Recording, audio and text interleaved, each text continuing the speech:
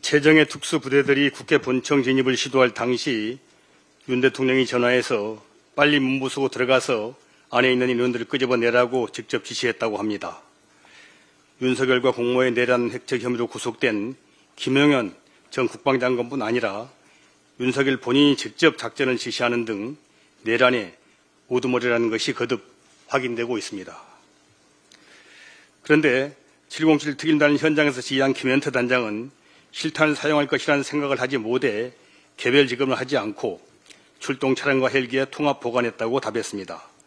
문제는 김현태 단장이 실탄 미지급 사실을 보고한 적이 없는 만큼 윤 대통령은 당연히 개별 부대원들에게 실탄이 지급된 것으로 알았을 것이고 국회의 난입 과정에 충돌이 일어나면 총격과 유혈 사태가 발생할 수밖에 없다는 것을 알면서도 문 부수고 들어가서 의원들을 끄집어내라는 무모한 명령을 내렸다는 것입니다.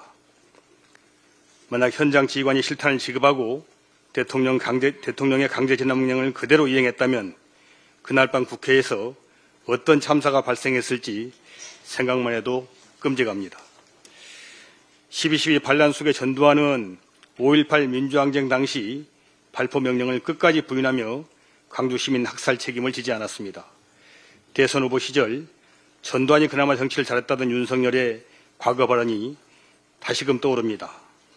또다시 무슨 짓을 벌일지 모르는 미쳐광이가 들고 있는 칼을 뺏는 것은 오로지 탄핵뿐입니다. 여순사건법 개정안이 어제 국회 본회의를 통과했습니다. 진상규명 조사 분석 기간을 최대 2년 연장하고 진상조사 보고서 작성 기간도 6개월 연장할 수 있게 했습니다.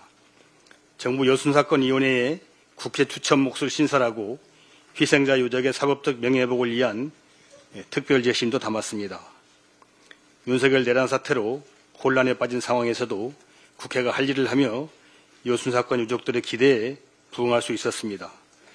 민주당 여순사건 특위위원장으로서 개정안을 신속하게 합의 처리해 주신 여야 의원님들께 거듭 감사 말씀을 드립니다.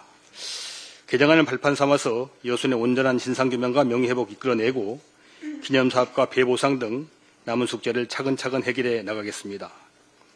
2021년 사건 발발 73년 만에 뒤늦게나마 여순사건법이 제정된 것은 적대시하던 민간유족과 군경유족이 조금씩 양보해 서로를 인정하면서 상대의 아픔을 공감하였기 때문입니다.